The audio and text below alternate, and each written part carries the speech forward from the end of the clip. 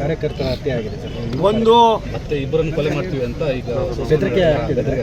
ಒಂದು ನಿಮಿಷ ರಾಜ್ಯ ಸರ್ಕಾರ ಮಾತಾಡೋದು ಕಡಿಮೆ ಮಾಡಿ ಅಂತ ಕಲ್ಪ್ರಿಟ್ಸನ್ನು ನೀವೇನಾದ್ರು ಸರಿಯಾದ ಕ್ರಮ ವಹಿಸದೆ ಹೋದರೆ ಎಲ್ಲ ಒಂದು ಕಡೆ ಏನು ಇವತ್ತು ಬೇರೆಯವ್ರ ಮನೆಗೆ ಬೆಂಕಿಗೆ ಖುಷಿ ಪಡ್ತೀರಿ, ಆ ಬೆಂಕಿ ನಿಮ್ಮ ಮನೆಗೂ ಬೀಳ್ತದೆ ಅನ್ನೋದನ್ನು ತಲೆಯಲ್ಲಿ ಇಟ್ಕೊಂಡು ಸರ್ಕಾರ ಇದ್ದೀರಿ. ಸರ್ಕಾರ ನಿಂತ ನೀರಲ್ಲ, ಹರಿಯೋ ನೀರು. ಯಾವುದೇ ನಾಗರಿಕ ಸರ್ಕಾರ ಇಷ್ಟೆಲ್ಲ ರಾಜಾಸೋಗ ಹೇಳ್ತಾರೆ ಅಂದರೆ ಅಂಥವನ್ನು ತಂದು ಈಡ್ಮುಡಿ ಕಟ್ತಕ್ಕಂಥದ್ದು ನಿಮ್ಮ ಕರ್ತವ್ಯ.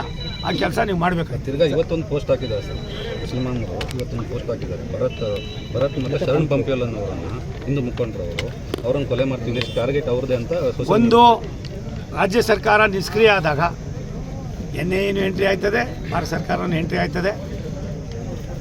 ಎಲ್ಲೋ ಒಂದು ಕಡೆ ಯಾವುದೋ ಒಂದು ಮಾಡ್ತೀವಿ ಅಂತ ಅಂದ್ಬಿಟ್ಟು ಹೇಳ್ಬಿಟ್ಟು ತಿರ್ಗಾ ಅಂಥವ್ರನ್ನ ರಕ್ಷಣೆ ಕೊಡ್ತಕ್ಕಂಥ ಒಂದು ಒಳ ಒಪ್ಪಂದ ನೀವು ಬಿಡಬೇಕಾಯ್ತದೆ.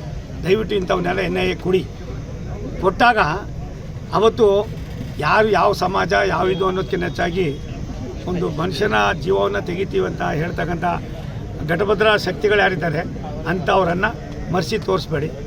ಇದಕ್ಕೆ ಯಾವ ಪಾರ್ಟಿ ಏನು ಅನ್ನೋದು ಬಿಟ್ಟು ಏನು ಇವತ್ತು ಭಾರತದಲ್ಲಿ ಪಹಲ್ಗಾಮ್ನಲ್ಲಿ ಆದಂಥ ಒಂದು ಇದಕ್ಕೆ ಯಾವ ರೀತಿ ಆಯಿತು ಅದೇ ರೀತಿ ಮಾಡದೆ ಹೋದರೆ ನಿಮ್ಗೆ ಇದು ಗೌರವದಲ್ಲ, ಶೋಭೆ ತರೋದು. ಸರ್ಕಾರದ ಸಾಫ್ಟ್ ಕಾರ್ನರು ಈ ರೀತಿ ಕಾರಣ ಆಗ್ತಾ ಇದೆಯಲ್ಲ, ಮುಲಾಜಿಲ್ದಿರ ಅದನ್ನು ಗೃಹ ಇಲಾಖೆ ಡಾಕ್ಟರ್ ಪರಮೇಶ್ವರ್ ಸಾಹೇಬರು ಅವ್ರ ಅನುಭವವನ್ನು ಇಂಥದ್ರೊಳಗೆ ತೋರಿಸ್ಕೋಬೇಕು.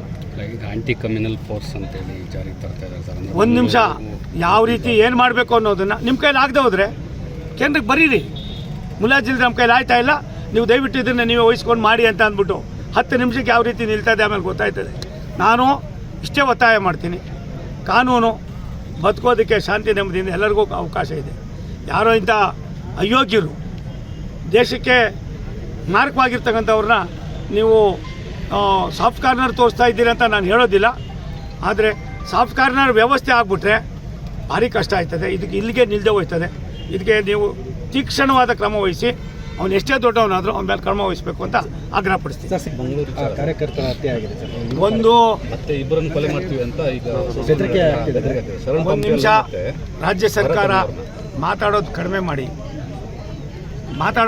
ಮಾಡಿ ಅಂತ ಕಲ್ಪ್ರಿಟ್ಸನ್ನು ನೀವೇನಾದ್ರು ಸರಿಯಾದ ಕ್ರಮ ವಹಿಸದೆ ಹೋದರೆ ಎಲ್ಲ ಒಂದು ಕಡೆ ಏನು ಇವತ್ತು ಬೇರೆಯವ್ರ ಮನೆಗೆ ಬೆಂಕಿಗೆ ಖುಷಿ ಪಡ್ತೀರಿ, ಆ ಬೆಂಕಿ ನಿಮ್ಮ ಮನೆಗೂ ಬೀಳ್ತದೆ ಅನ್ನೋದನ್ನು ತಲೆಯಲ್ಲಿ ಇಟ್ಕೊಂಡು ಸರ್ಕಾರ ಇದ್ದೀರಿ. ಸರ್ಕಾರ ನಿಂತ ನೀರಲ್ಲ, ಹರಿಯೋ ನೀರು. ಯಾವುದೇ ನಾಗರಿಕ ಸರ್ಕಾರ ಇಷ್ಟೆಲ್ಲ ರಾಜಾಸೋಗ ಹೇಳ್ತಾರೆ ಅಂದರೆ ಅಂಥವನ್ನು ತಂದು ಈಡ್ಮುಡಿ ಕಟ್ತಕ್ಕಂಥದ್ದು ನಿಮ್ಮ ಕರ್ತವ್ಯ. ಆ ಕೆಲಸ ನೀವು ಮಾಡಬೇಕಾಯ್ತು. ತಿರ್ಗಾ ಇವತ್ತೊಂದು ಪೋಸ್ಟ್ ಹಾಕಿದ್ದಾರೆ ಸರ್, ಮುಸಲ್ಮಾನರು ಇವತ್ತೊಂದು ಪೋಸ್ಟ್ ಹಾಕಿದ್ದಾರೆ.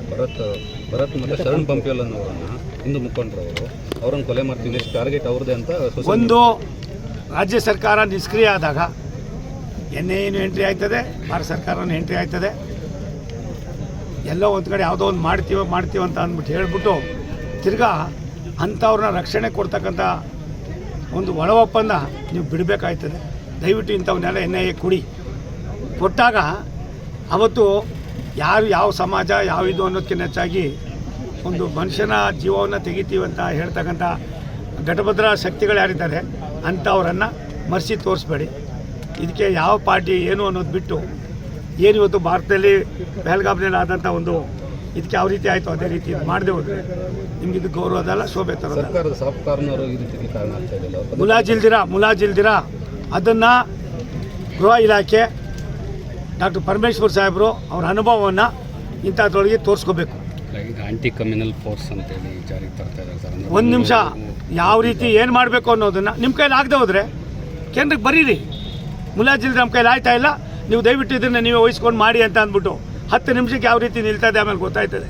ನಾನು ಇಷ್ಟೇ ಒತ್ತಾಯ ಮಾಡ್ತೀನಿ, ಕಾನೂನು ಬದುಕೋದಕ್ಕೆ ಶಾಂತಿ ನೆಮ್ಮದಿಯಿಂದ ಎಲ್ಲರಿಗೂ ಅವಕಾಶ ಇದೆ.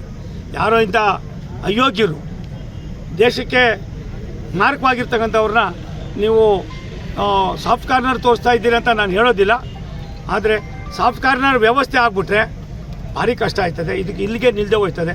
ಇದಕ್ಕೆ ನೀವು ತೀಕ್ಷ್ಣವಾದ ಕ್ರಮ ವಹಿಸಿ, ಅವನು ಎಷ್ಟೇ ದೊಡ್ಡವನಾದರೂ ಅವನ ಮೇಲೆ ಕ್ರಮ ವಹಿಸಬೇಕು ಅಂತ ಆಗ್ರಹಪಡಿಸ್ತೀನಿ.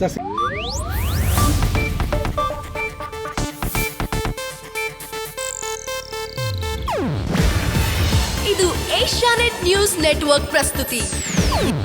ನೀವು ನೋಡ್ತಿದ್ದೀರಾ ಏಷ್ಯಾನೆಟ್ ಸುವರ್ಣ ನ್ಯೂಸ್.